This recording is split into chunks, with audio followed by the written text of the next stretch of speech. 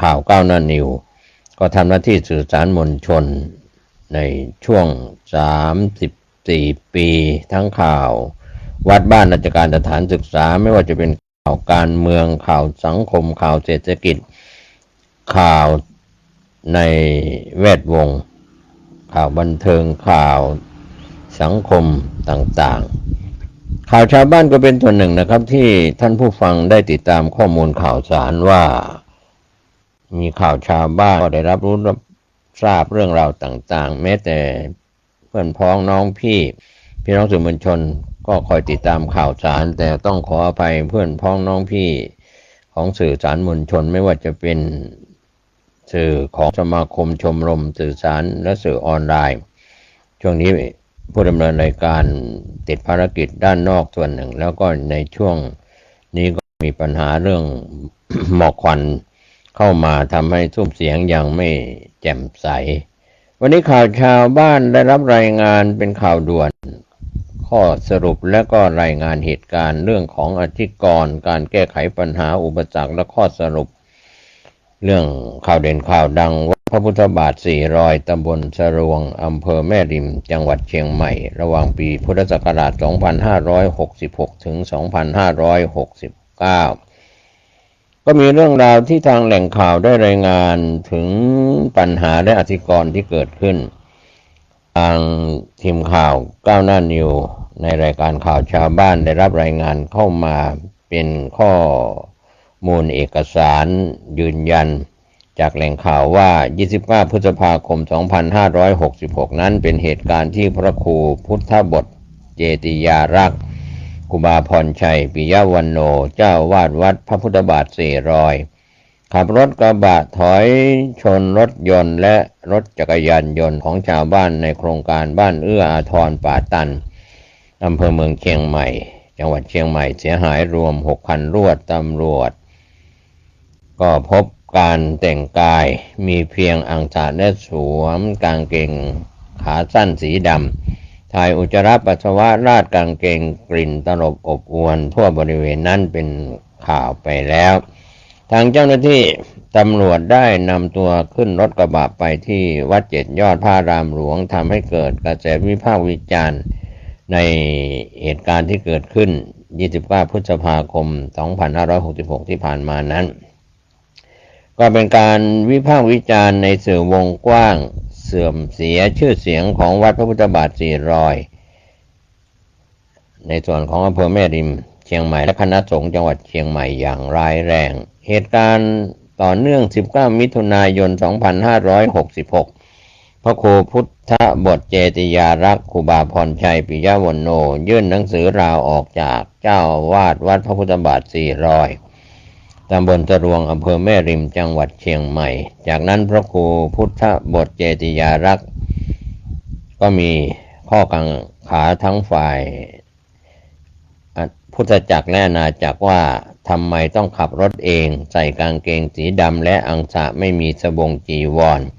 ไปในที่อโคจรไม่ควรไปมีพิรุธหลายประเด็นเช่นไปหาใครไปที่นั่นประจำไปคนเดียวขับรถทำไม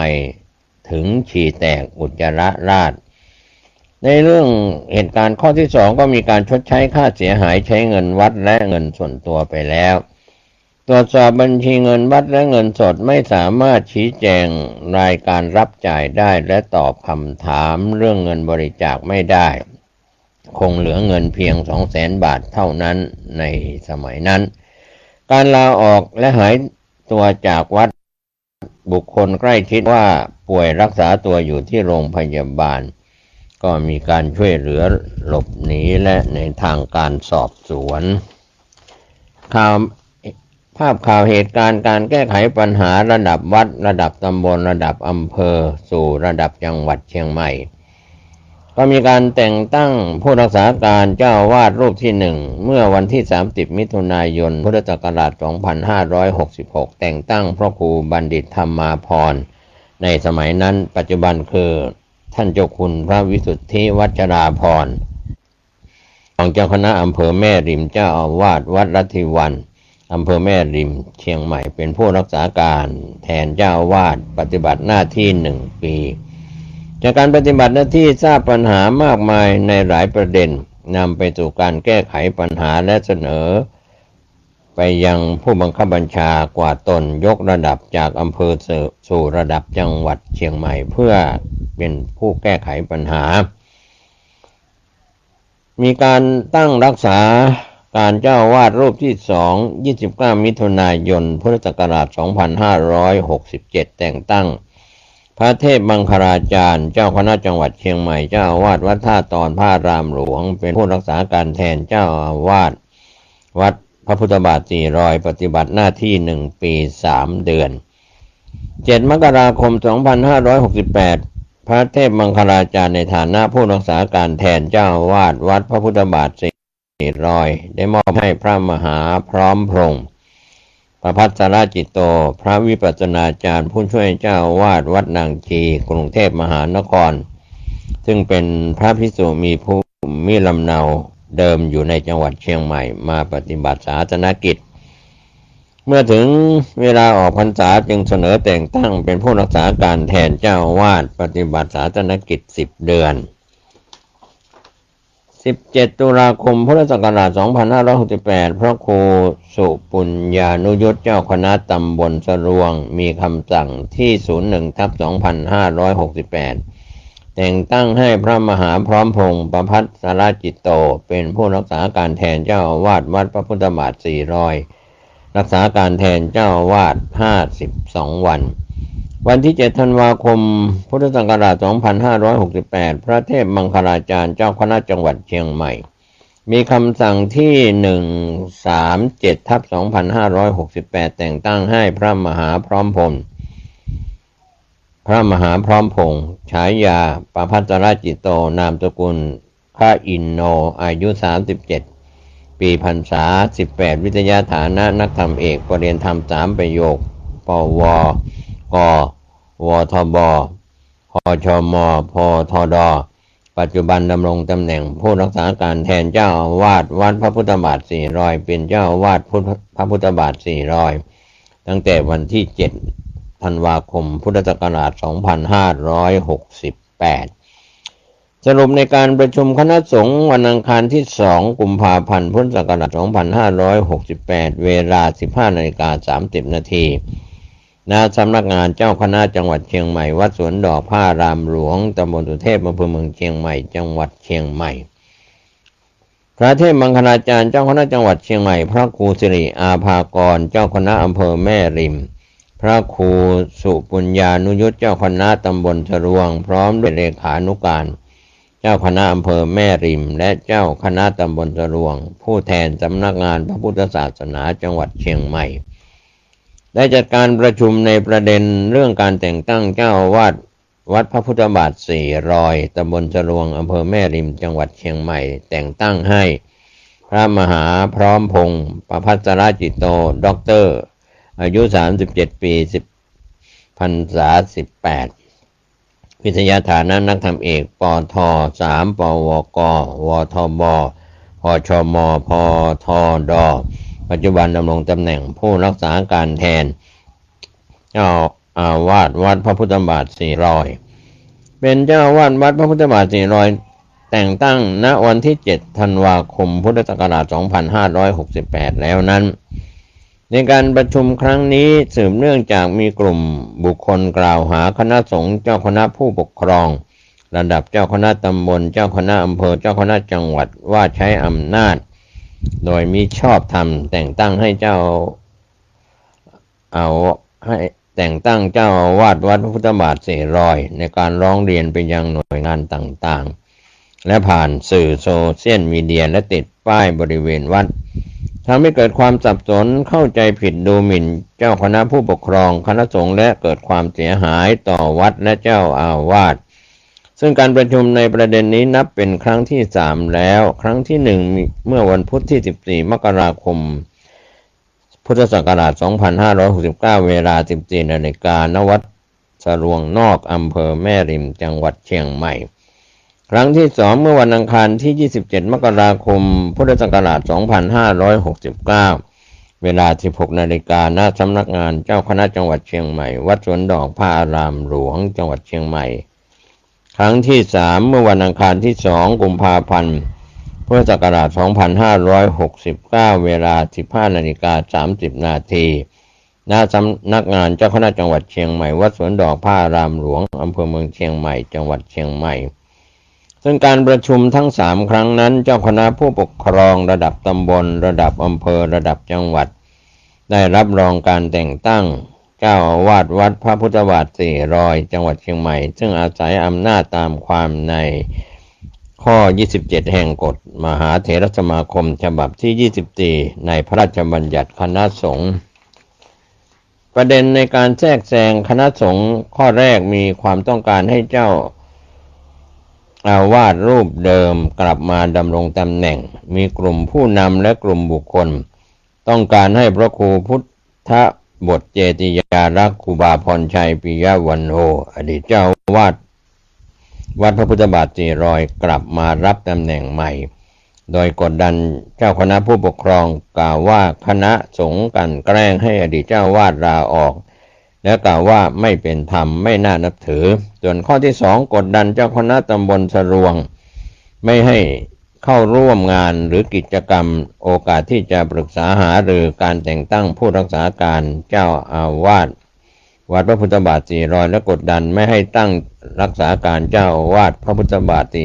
400มีผลต่อการตัดสินใจของเจ้าคณะตำบลข้อที่3แทรกแซงเจ้าคณะผู้ปกครองถึงระดับจังหวัดไม่ให้มีการตั้งรักษาการเจ้าอาวาสและเจ้าอาวาสเจ้าคณะจังหวัดปรึกษาเลขานุการเจ้าคณะใหญ่หนเหนือเพื่อขอความเห็นชอบก็มีการร้องเรียนไปตามส่วนงานทำให้วัดและคณะสงฆ์ได้รับผลกระทบในมิติต่างๆประเด็นที่อาจนำไปสู่การคัดค้านเจ้าอาวาสจากผู้เสียผลประโยชน์ข้อแรกกรณีการตัดหวายลูกนิมิตและผูกพัทสีมาอุโบสถสร้างเสร็จและได้รับพระราชทานวิสุงสีมาเมื่อปีพุทธศักราช2547 23 ปีที่ผ่านมาซึ่งผู้รักษาการเจ้าอาวาสแต่ละยุคมีนโยบายที่จะผูกพัทสีมาโดยตลอดเพื่อให้สามารถทำสังฆกรรมให้ถูกต้องตามพระธรรมวินัยผลประโยชน์จากการขายแผ่นทองและการเก็บเงินจากหลุดลูกนิมิตซึ่งส่วนนี้ไม่ได้นำเข้าวัดหรือใช้ประโยชน์ในกิจกรรมของวัดเสียผลประโยชน์ข้อที่2กรณีการบูรณะกำแพงวัดและจะดำเนินการสร้างซุ้มประตูวัดให้เสร็จวัดได้รับการบริจาคเงินกฐินและมีทุนทรัพย์ในการสร้างซุ้มประตูวัดให้แล้วเสร็จได้วัดมีดำริจะสร้างให้แล้วเสร็จผลประโยชน์จากการระดมทุนการก่อสร้างวัดต้องการคำถามต่อสังคมว่าซุ้มประตูเมื่อไหร่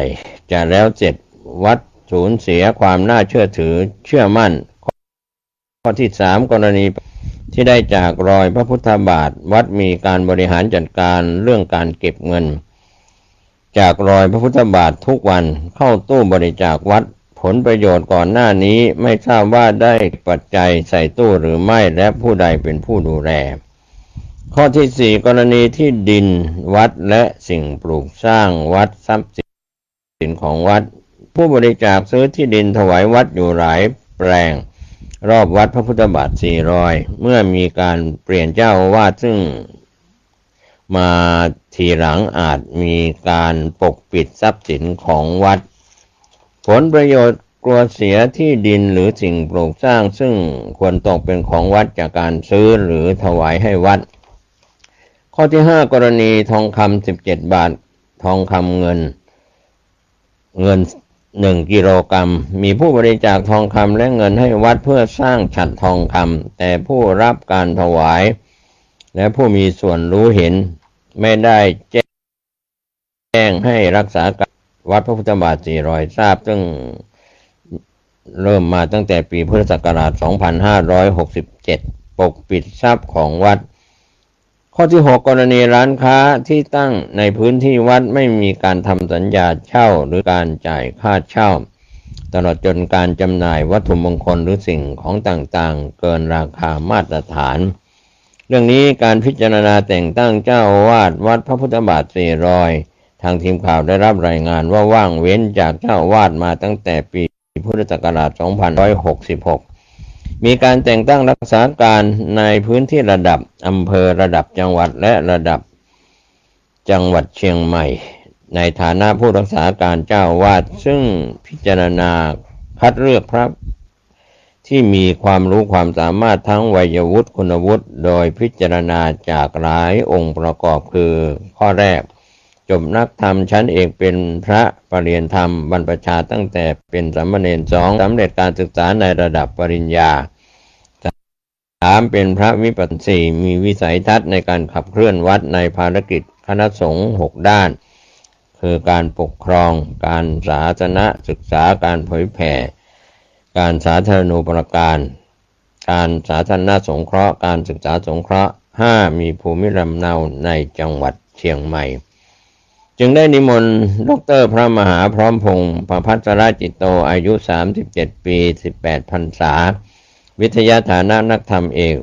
ปรริญญาธรรม3ประโยควุฒิการศึกษาป.วก.ว.พทด.ผู้ช่วยเจ้าอาวาสวัดนางทีกรุงเทพมหานครซึ่งเป็นพระที่มีคุณสมบัติตามที่คณะจังหวัดเห็นว่าเหมาะสมในการปฏิบัติศาสนกิจพระมหาพร้อมพงษ์เป็นพระสงฆ์นักการศึกษาพระนักการและ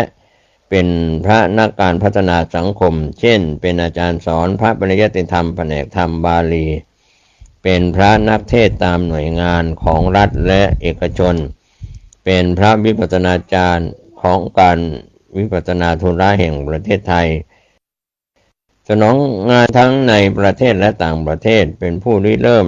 โครงการสังฆะเพื่อสังคมพระไม่ทิ้งโยมในช่วงการแพร่ระบาดโควิด -19 ที่ผ่านมาระดับประเทศเป็นพระสงฆ์ที่มีผลงานระดับประเทศพระภิกษุในวัดและในที่นี้ได้แสดงเจตนารมณ์ไม่ขอรับตำแหน่งใดๆขอเป็นเพียงพระลูกวัดเนื่องจากกลัวผู้มีอิทธิพลกลัวโดนขับไล่ก็เป็นเรื่องราวข่าวคืบหน้าจากแหล่งข่าวที่ได้รายงานอธิกรณ์การแก้ไขปัญหาอุปสรรคข้อสรุปของวัดพระพุทธบาท400ตำบลสะรวงอำเภอแม่ริมจังหวัดเชียงใหม่ระหว่างปีพุทธศักราช 2566 ถึง 2569 ผมเกษตรบรรณาธิการข่าวก้าวหน้านิวได้รับรายงานข่าวภาพข่าวได้รายงานในรายการข่าวชาวบ้านท่านใช้วิจารณญาณกรณีพิพาทของวัดพระพุทธบาท400จะยุติอย่างไรขยายผลไปเรื่องราวเหล่านี้กระจายออกไปในวงกว้างในเรื่องของพุทธจักรอาณาจักรฝ่ายพุทธจักรและฝ่ายอาณาจักรของบ้านเมืองเป็นเช่นไรผู้มีสติปัญญาที่รับข้อมูลข่าวสารทั้งวัดบ้านราชการสถานศึกษาใช้วิจารณญาณผมเกษตรเพชรสำริดบรรณาธิการข่าวก้าวหน้านิวรายงานข่าวในรายการข่าวชาวบ้านผ่านรายการข่าวชาวบ้านวันนี้ทางช่องทางต่างๆทั้งการกระจายเสียงภาคปกติในเครือข่ายสถานีวิทยุกระจายเสียงและวิทยุออนไลน์ทีวีออนไลน์ด้วยความขอบคุณในเรื่องกรณีพิพาทระหว่างวัดกับบ้านยังเป็นปัญหาต่อสังคมของคณะสงฆ์จังหวัดเชียงใหม่และส่วนผู้ว่าราชการจังหวัดเชียงใหม่มีสำนักพุทธของจังหวัดเชียงใหม่และผู้เกี่ยวข้องจะต้องลงมาแก้ไขปัญหามิฉะนั้นจะบานปลายเป็นเหยื่อของสื่อสารมวลชนที่กระจายข่าวในทางถูกต้องและไม่ถูกต้องขอบคุณกับแหล่งข่าวรายงานที่ได้รายงานข่าวเข้ามาวันนี้สวัสดีครับ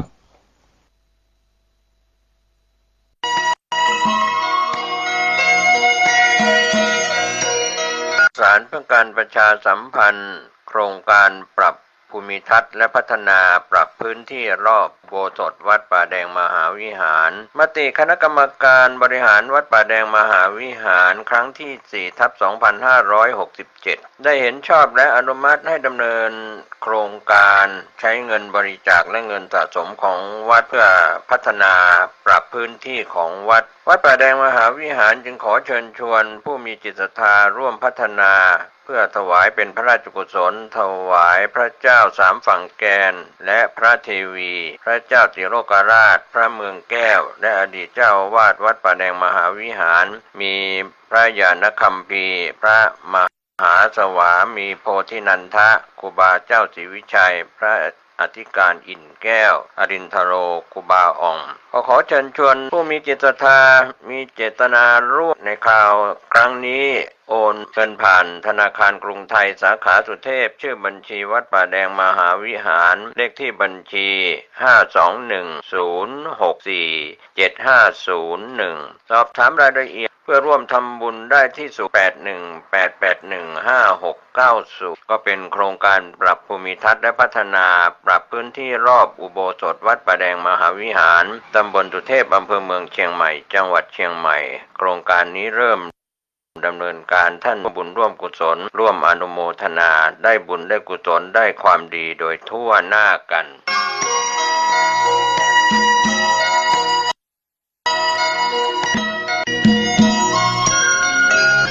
ข่าวสารเพื่อการประชาสัมพันธ์ขอเชิญร่วมงานบุญมุทิตาจิตอยู่วัดพระครูวินัยธรนันทวัฒน์อิสระยาโนผู้ช่วยเจ้าวาดวัดดอนตันอำเภอแม่ริมจังหวัดเชียงใหม่ฉลองสมโภชครบรอบวัดดอนตัน288ปีรับเป็นเจ้าภาพโรงทานเจ้าภาพจตุปัจจัยทายธรรมถวายสังฆทานรวมไปถึงถวายโรงศพติดต่อสอบถามได้ณวัดดอนตันตำบลเมืองแก้วอำเภอแม่ริมจังหวัดเชียงใหม่วันเสาร์ที่9 พฤษภาคม 2569ได้บุญได้กุศลได้ความดีโดยทั่วหน้ากัน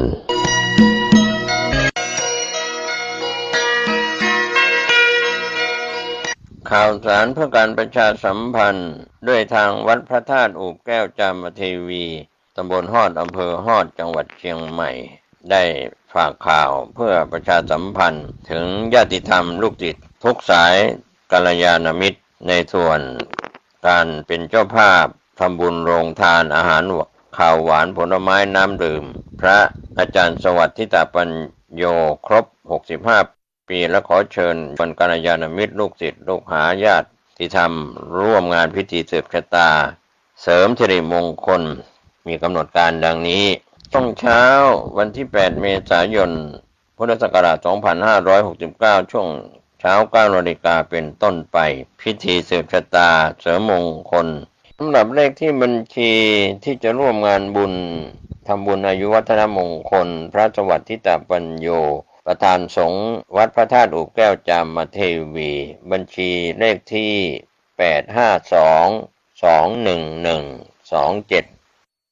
852211278 ไทยพาณิชย์ชื่อพระสวัสดิ์สุรินทร์ส่วนที่ท่านจะได้ร่วมบุญร่วมกุศลทางออนไลน์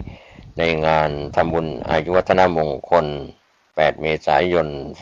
2569 ช่วงเช้า 9 นาฬิกาเป็นต้นไปณวัดพระธาตุอู่แก้วจามเทวีตำบลฮอดอำเภอฮอดจังหวัดเชียงใหม่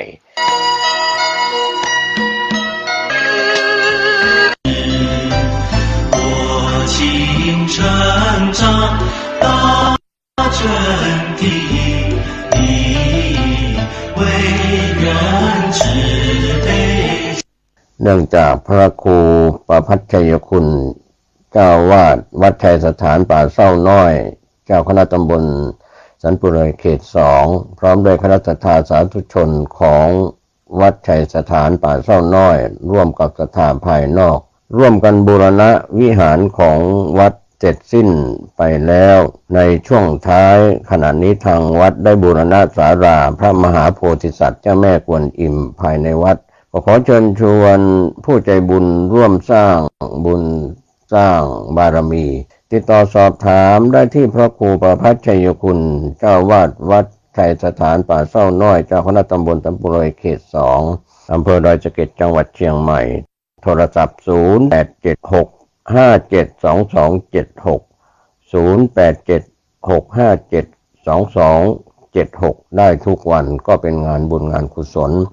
บูรณะคณะสงฆ์คณะศรัทธาของวัดชัยสถานป่าเศร้าน้อยได้บูรณะวิหารและถาวรวัตถุภายในวัดจนถึงช่วง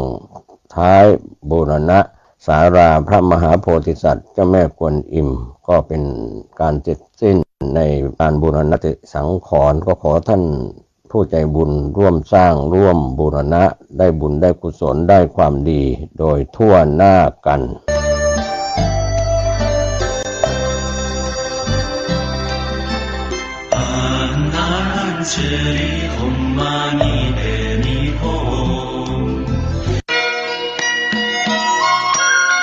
งานกุศลขอเชิญร่วมทำบุญสร้างสถานปฏิบัติธรรมวิปัสสนาบนพื้นที่6 ไร่เพื่อรำลึกถึงพระนางจามเทวีในโอกาสที่สืบสานเจตนารมณ์สร้างพระเจ้าตาเขียวสถานปฏิบัติธรรมแห่งนี้อยู่บริเวณหน้าวัดพระเจ้าตาเขียวโดยผู้ดำเนินงานพระครูภาวนาโสภิตฝ่ายวิปัสสนาผู้ช่วยศาสตราจารย์ด็อกเตอร์ปัจจุบันท่านดำรงตำแหน่งเจ้าวาดวัดบ้านเราพระเจ้าตาเขียวสอบถามรายละเอียดและร่วมเป็นเจ้าภาพสร้างสถานปฏิบัติธรรมได้ที่0969525159 หรือท่านผู้มีจิตศรัทธาร่วมทำบุญเป็นเจ้าภาพตามกำลังศรัทธาผ่านออนไลน์ธนาคารธกส.ชื่อบัญชีวัดบ้านเราเลขที่บัญชี020188714-571ก็เป็นการสร้างสถานปฏิบัติธรรมวิปัสสนาบนพื้นที่6 ไร่หน้าวัดบ้านเราพระเจ้าตากเขียวก็เป็นการ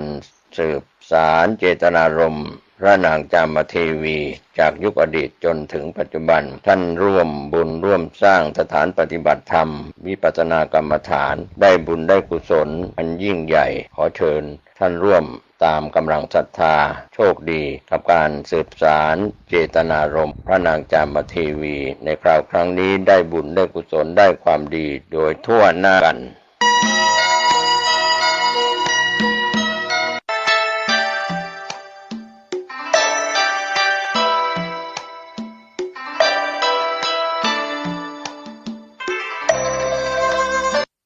เพื่อการประชาสัมพันธ์กำหนดการ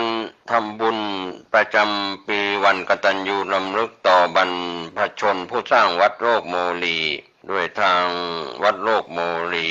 ได้ยกฐานะจากวัดร้างเป็นวัดมีพระสงฆ์อยู่ตั้งแต่ปีพุทธศักราช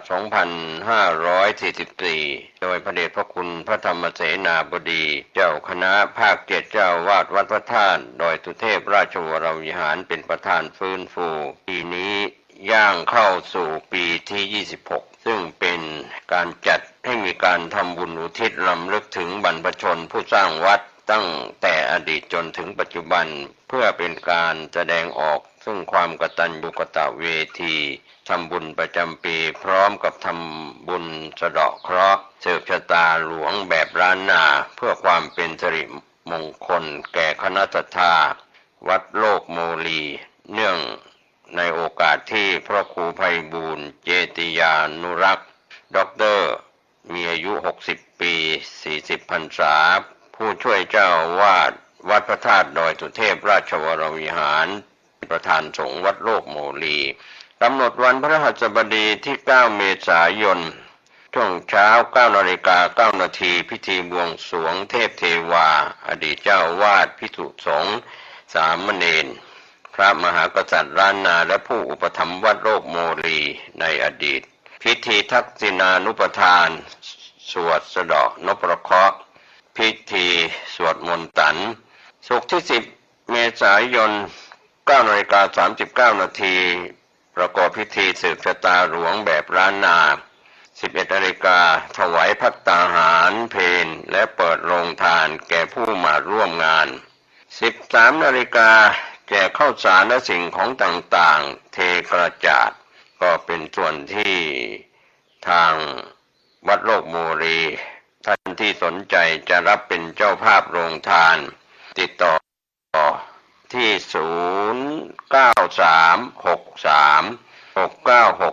0933636966คุณกรณ์ถวยรูครับก็เป็นส่วนที่เป็นผู้ประสานงานก็เป็นกำหนดการงานทำบุญประจำปีวันกตัญญูรำลึกต่อบรรพชนผู้สร้างวัดโลกโมรีได้บุญได้กุศลจัดงาน2 วัน9 และ 10 เมษายนที่วัดโลกโมรีได้บุญได้กุศลได้ความดีโดยทั่วหน้ากัน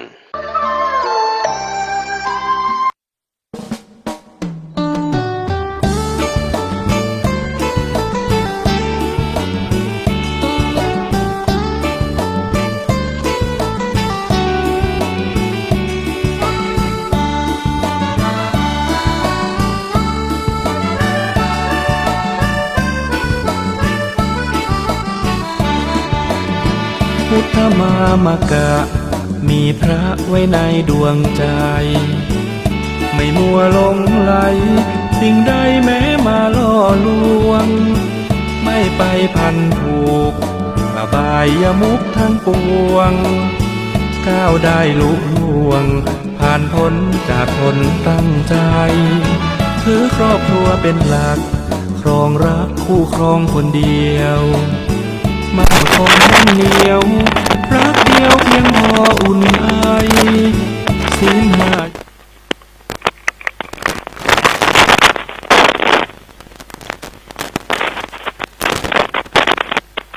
ขอความผาสุกความเจริญด้วยอายุวันนะสุขภาละจงบังเกิดมีแก่ญาติแก่โยมอันเป็นที่รักที่นับถือของทุกเจ้าทุกท่านทุกคนทุกสารทิศวันนี้มาพบมาปะกันอีกเช่นเคยในรายการปกิณกะแห่งธรรมะสเปเหระ เป็นธรรมะแก่งแค่แก่งโห แก่งโหมันก็มีหลายอย่างแก่งแค่ก็มีหลายอย่างที่มารวมกันได้มาพบปะกับญาติกับโยมเป็นประจำทุกวันในเวลาเดียวกันนี้และก็ทางสถานีวิทยุแห่งนี้นั้นก็ต้องขออนุโมทนาขอบใจต่อญาติต่อโยมทุกท่านทุกคนไว้ณโอกาสนี้เป็นอย่างนักนะเป็นอย่างนักนะฟังแล้วขอญาติโยมมีความสุขสุขตั้งใจเมื่อได้ฟังธรรมะเอาละก่อนที่จะได้ได้จาอย่างออกไปมาปฏิบัติกิจหน้าที่ของตัวเองคือไหว้พระสวดมนต์เพื่อเป็นการฝึกจิตฝึกใจตั้งมั่นเป็นสมาธิบ่หวั่นไหวไปตามกระแสอารมณ์บ่ฟุ้งซ่านบ่รำคาญ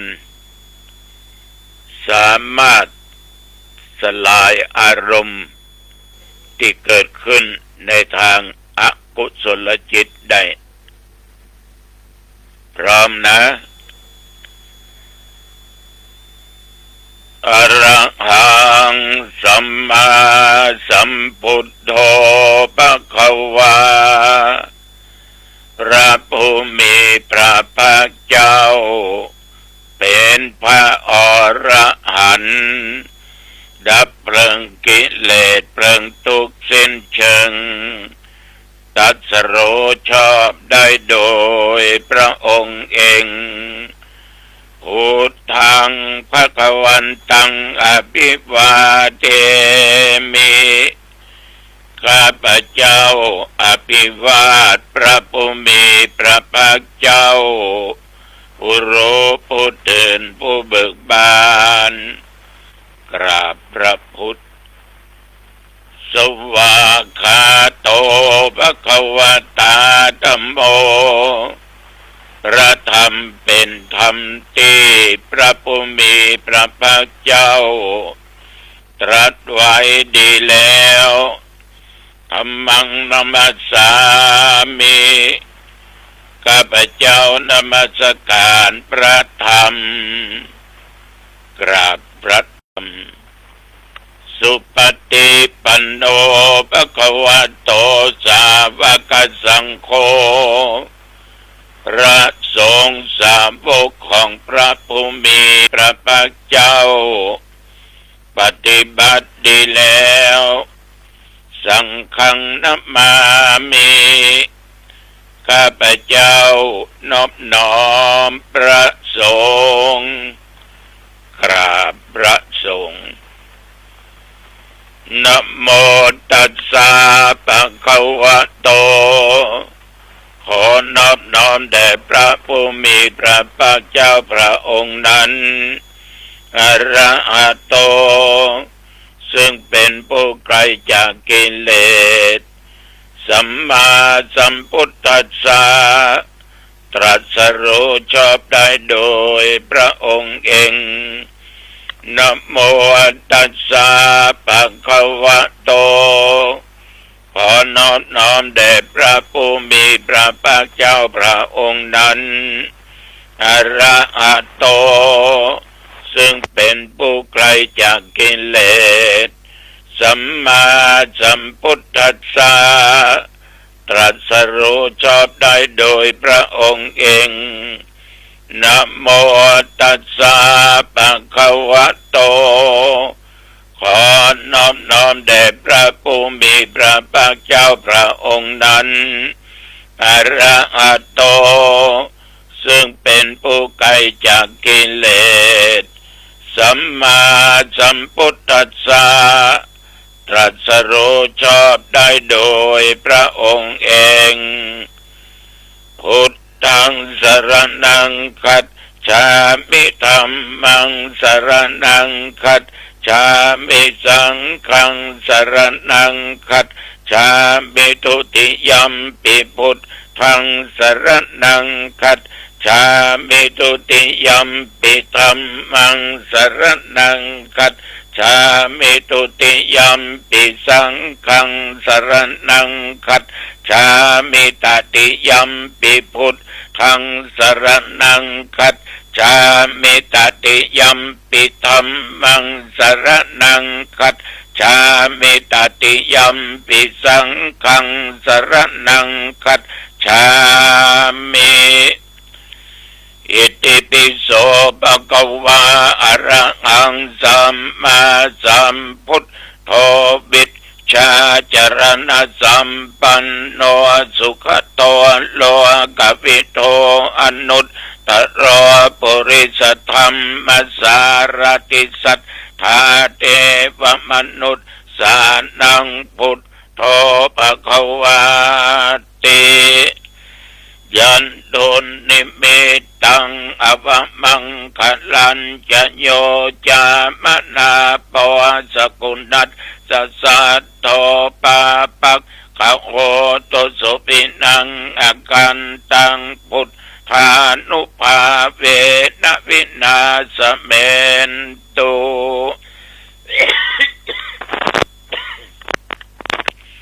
สวากขาโตภะคะวะตาธัมโมสันติติโกอาการลิโกเอกิปัสสิโกโอปนะยิโกปัจจตังเวทิตัพโพวินยูหิติยันตุนิมิตตังอวมังคลัญจะโยจามนาโปสกุนัสสะสัตโตปาปักขะโหตุสุปินังอาคันตังธัมมานุภาเวนะวินาสเมนตุสุปฏิปันโนภะคะวะโตสาวกสังโฆอุชุปฏิปันโนภ คะวะโตสาวกสังโฆญายปฏิปันโนภะคะวะโตสาวกสังโฆสามีจิปฏิปันโนภะคะวะโตสาวกสังโฆยติตังจัตตาริปุริสยุคานิอัตถปุริสปุกลาเอสะภะคะวะโตสาวกสังโฆอาอุนัยโยปะอุนัยโยตักขินัยโยอัญชลีกรณีโยอนุตตรังปุญญักเขตังโลกัสสาติยันโดนนิเมตังอวมังคลันจะโยจามนาปวสกุณัสสัสสะโตปาปักขะโอตุสุปินังอากันตังสังขานุภาเวนะวินาสเมนตุโพชังโคจติสังฆาโตตัมมานาวิจโยตถาปิริยัมปิติปัสสาติโพชังคาจัตถาปะเรสมาตุปิขโพชังคาสัตเตเตสัพพตัสสินามุนินาสัมมาตักขาตาภาวิตาปะอุเลกตาสังวัตตันติอภิญญายนิพพานายจัตโพธิยาเอเตนะสัจจวัชเชนะโสติเตโหตุสัพปทาเอกัสสมิงสมะเยนะโทโมคันลานันจะกัสสปังคิลาเนตุกิเตติสวาโพชังเคสัตตเตสยิเตจตังอภินันติตวาโรคะมุตจิงสุตังคะเนเอเตนะสัจจวัชเชนะโสติเตโหตุสัพพทาเอกทาธรรมราชาปิเคลันเยนะปิปิริโตจุนทัตเทเรนตันเยวะพนาเปตวานาสาตรังสัมโมติตวาจะอาปาทาตัมหาปุถธาสิทานะโสเอเตนะสัจจวัชเชนะโสติเตโหตุสัพปทาปะยิงนาเตจะอาปาตาตินนันนัมปิบะเยสินังมักขาอัตตกิเลสาวปัตตานุปติธรรมตังเอเตนะสัจจวัชเชนะโสติเตโหตุสัพพทาสักกัตตัวโพตระตนังโอสถังอุตตมังวะลังอิตังเทวมนุษย์สานังพุทธเตเจนะโสตินานัสสันตุปัตตวาสัพเพทุกขาวูปาสเมนตุเตสักกัตตัวธรรมรัตนังโอสถังอุตตมังวะลังปริลาโอปัสมานังธรรมเตเชนะโสตินานัสสันตุปัตตวาสัพเพพญาวูปาสเมนตุเตสักกัตตัวสังครัตนังโอสถังอุตตมังวะรังอาอุนัยยังปะอุนัยยังสังคเตเจนะโสตินานัสสันตุปัตตวาสัพเพโรคาวูปาสเมนตุเตนัตถิเมสรนังอัญญังพุทโธเมสรนังวรังเอเตนะสัจจวัต เชนะโอตุเตชยมังคลังนัตถิเมสรนังอัญญังธัมโมเมสรนังวรังเอเตนะสัจจวัจเจนะโอตุเตชยมังคลังนัตถิเมสรนังอัญญังสังโฆเมสรนังวรังเอเตนะสัจจวัจเจนะโอตุเตชยมังคลังอาติอุนอาสวิจโยธรรมโมโลเกอนุตตโรสัพพสัตตอิตถายตังตังขันอากิเตวะเตปริวัตเชราชตันเตอมนุษเสกิปาวะเกปยเคนาเควิเศภูเตอากาลมรเนนวาสัพพะสมมามรณามุตโตตะเปตวากาลมาริตังตัดเสวะอานุภาเวนะโหตุเตโวสุขีสัทธาสุตตะสิลังสมาทายาสัทธัมมังโสจริตังจเลตัสเสวะอานุภาเวนะโหตุเตโวสุขีสัทธาเลกิตังเจนติตังโพชังทารนังปัจจนังครุงปะเลสังเตสนังสุตวาตัสสะอายุปวัตตติติภวัตุสัพพมังคลังรักขันตุสัพพเท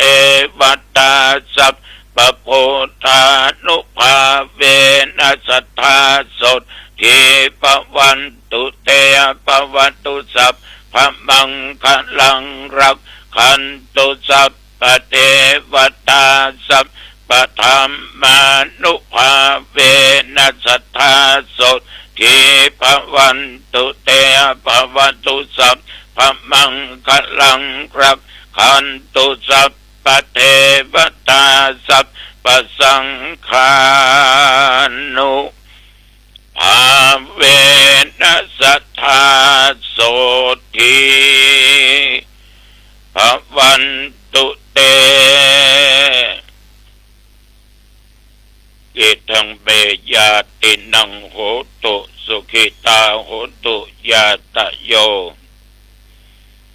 ขอส่วนบุญกุศลเหล่านี้จงสำเร็จแก่ญาติทั้งหลายของข้าพเจ้าขอให้ญาติทั้งหลายจงเป็นสุขเถิดโดยบทสวดพุทธานุภาพธรรมานุภาพสังฆานุภาพบทสาธยายมนต์อันศักดิ์สิทธิ์โพชฌังคปริตยันทุนสกตัวและอธิอุณสวิจโยโดยจิตอันตั้งมั่นแม่นว่าตนข้าพเจ้าและญาติโยมท่านผู้ฟังยิ่งใจทั้งหลายบุคคลใดคนไหนได้ตรงโรคาเปียธิโรคร้ายโรคนัก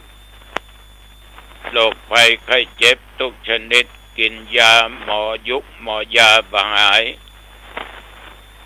ขอพุทธคุณธรรมคุณสังฆคุณบทมนต์คาถาต่างๆจงกำจัดยังโรคภัยไข้เจ็บอันหนักอันร้ายที่เกิดในสรีระร่างกายนอกกายคืออันตรธานวินาศสันตุสูญหายเดี๋ยวอย่าได้มากำมากายสุขกายสบายใจแม่นตนข้าพเจ้าและญาติโยมหญิงชายเดินทางไปทิศเหนือใต้ตกออกไกลและใกล้ไปก็มีใจมีโชคกลับมามีโชคมีชัย อยู่ปราศจากภัยพิบัติต่างๆอุทกภัยอัคคีภัยวาตภัยตลอดจนโจรภัยอุปัติภัยโลกาภัยอย่าได้มาค้ำมากายอย่าได้เกิดมีแก่ข้าพเจ้าทั้งหลายเป็นผู้มีสติและปัญญาบ่ตั้งตัวตนอยู่ในความประมาทแม้นว่าญาติโยมได้กระทำการค้าการขายสิ่งหนึ่งสิ่งใดก็ตามก็ขอค้าแม่นขายหมานหาเงินทองเข้าของได้ตามปรารถนาและขอจงจำเริญไปด้วยกิจการงานหน้าที่อายุวันโนสุขังพลังจงบังเกิดมีแก่ทุกคนกรมอุตุบอกตักเตือนอยู่ว่าระวังระยะนี้อากาศประการสำคัญในภาคเหนือเฮาบ่ค่อยอะละเนาะ เอาพอเตอะไปทางเหนือสมายมนสกตก พอต้นไม้พอตางดะคำบหานนะอันนี้ก็เป็นภัยธรรมชาติเกิดจากไฟไหม้ป่าอาจจะเกิดไม้เสียดสีกันพ่องหรือบางอันก็โคนเผาพ่องเฮ้ย มันเป็นธรรมดาเนาะถึงเวลานี้มาจะเป็นจะเอี้ยยิ่งใกล้เดือนเมษายนปีใหม่เมืองเมื่อใดนะมันถึงอย่างเงี้ยหรอกมองออกตักแต่ก่อนอยู่ด้วยป่อยแม่ที่ไม่ริมเอาเปิ้นเผาต่อเฟืองกันเผาเฟืองกันแล้วก็ก่อนน้ำเข้าแล้วเพิ่งก็ได้จมทั่วเหลืองปลูกทั่วเหลืองเอาพอมาดึงสลัวหมดไปทางใดก็ยังแงนไปพอต้องโดยไฟห้ามอักเตื้อไปเตะที่อันที่นี่ข้างทางกับไฟไหม้ญาติโยมแก่กันทุกปีมากขึ้นทุกปีฉะนั้นนั่นเป็นเรื่องที่ทุกคนก็กังวลกันแต่มันเกิดขึ้น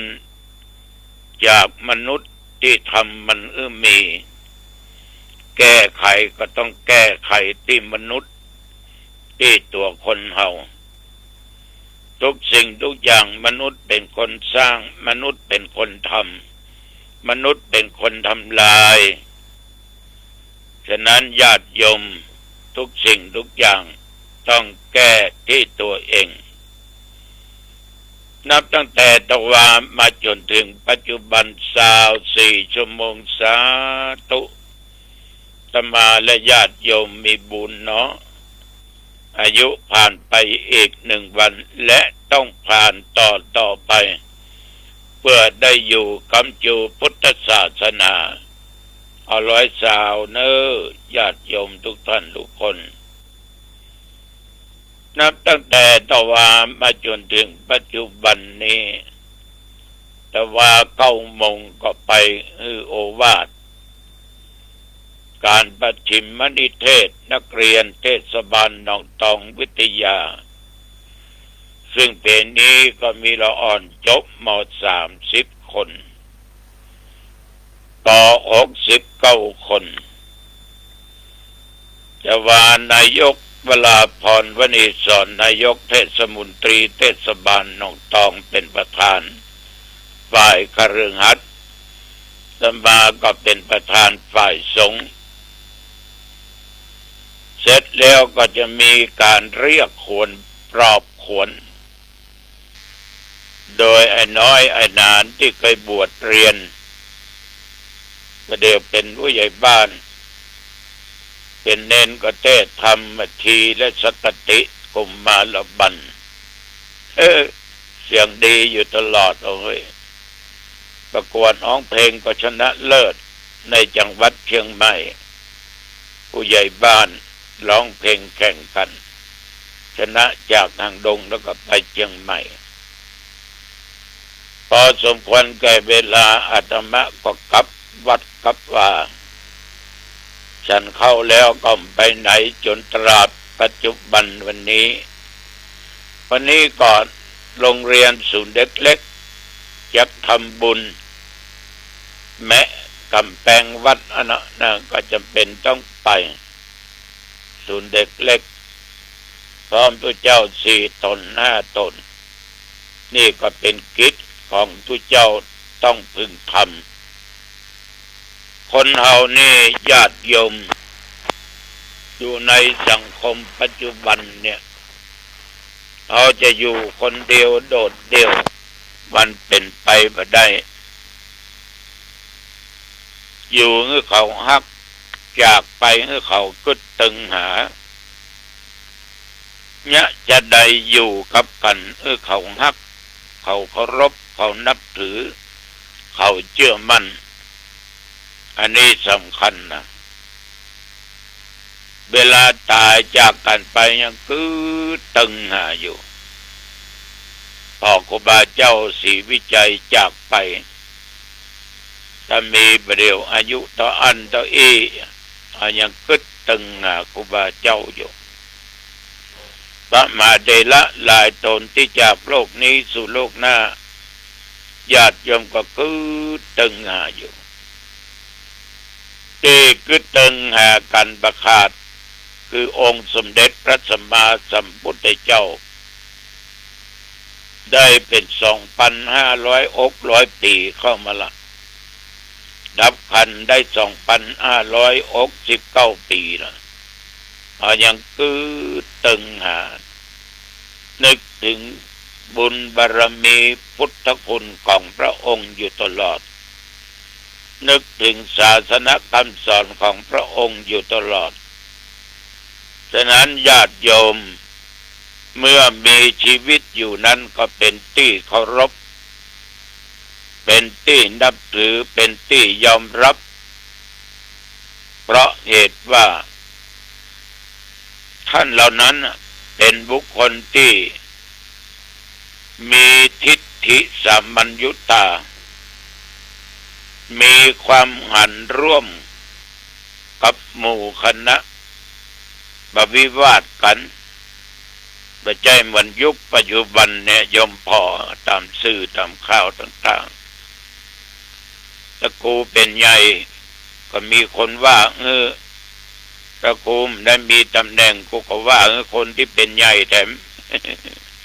กูว่ามึงว่ากูถามว่าท่านเหล่านี้ทุกคนเนี่ยมีความรู้ไหมมีความรู้ประสบการณ์มีไหมมีแต่โดยทิฏฐิด้วยวานะโดยอัตตาการถือตัวตนว่ามีความดีเด่นกว่าคนอื่นคนเรานี่ญาติโยมถ้ามีทิฏฐิในทางที่ผิดเป็นมิจฉาทิฏฐินั้นจะอยู่ร่วมกับคนอื่นบ่ได้ฉะนั้น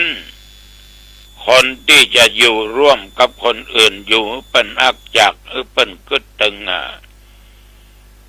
ต้องมีความหันร่วมกันบวิวาทกันบโต้แย้งกันช่วยกันแก้ไขสิ่งที่เกิดขึ้นสำคัญที่สุด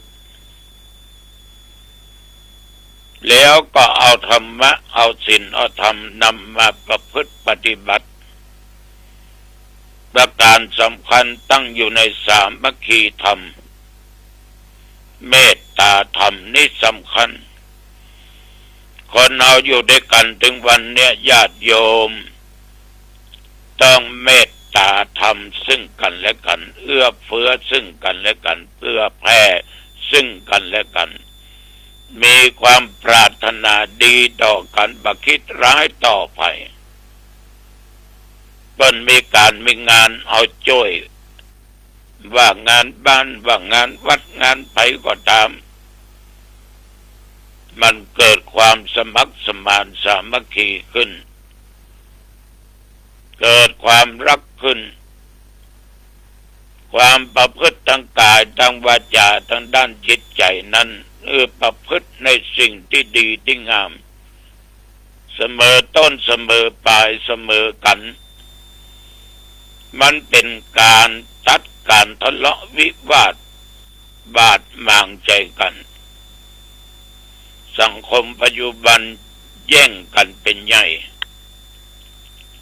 เพราะทุกคนนั้นหันแก่ตัวจึงมีความบาดหมางใจกันและกันฉะนั้นคนที่มีทิฏฐิสามัญญุตานั้นสามารถที่จะควบคุมจิตใจมั่นคงได้ญาติโยมศรัทธาสาธุชนท่านผู้ฟังขอทุกคนนั้นทุกคนนั้นมีธรรมะมีเมตตามีสามัคคีมีขันติมีสัจจะแค่นี้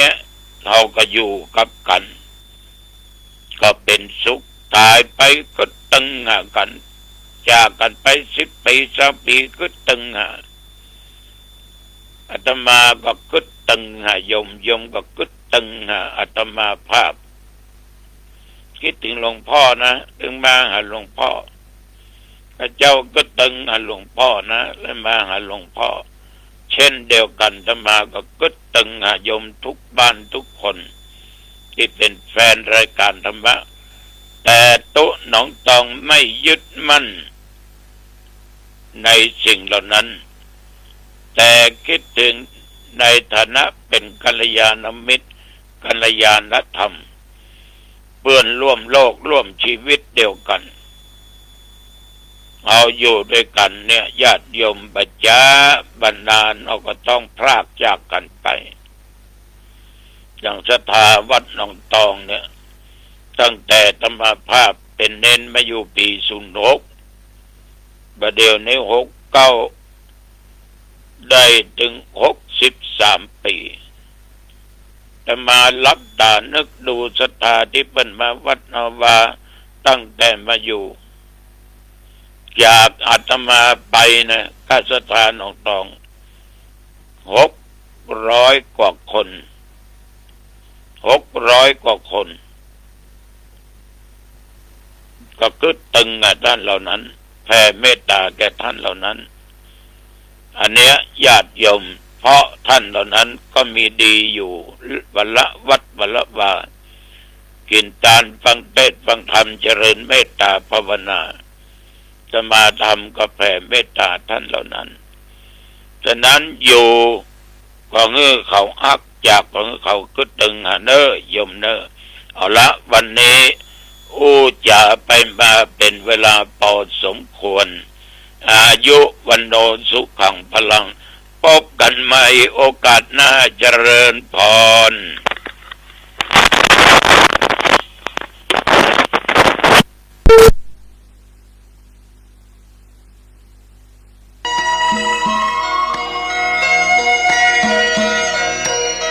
สารเพื่อการประชาสัมพันธ์โครงการปรับภูมิทัศน์และพัฒนาปรับพื้นที่รอบโบสถ์วัดป่าแดงมหาวิหารมติคณะกรรมการบริหารวัดป่าแดงมหาวิหารครั้งที่ 4/2567 ได้เห็นชอบและอนุมัติให้ดำเนิน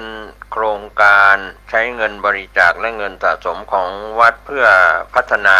ปรับพื้นที่ของวัดป่าแดงมหาวิหารจึงขอเชิญชวนผู้มีจิตศรัทธาร่วมพัฒนาเพื่อถวายเป็นพระราชกุศลถวายพระเจ้าสามฝั่งแกนและพระเทวีพระเจ้าติโลกราชพระเมืองแก้วและอดีตเจ้าอาวาสวัดป่าแดงมหาวิหารมีพระญาณคัมภีร์พระมหาสวามีโพธินา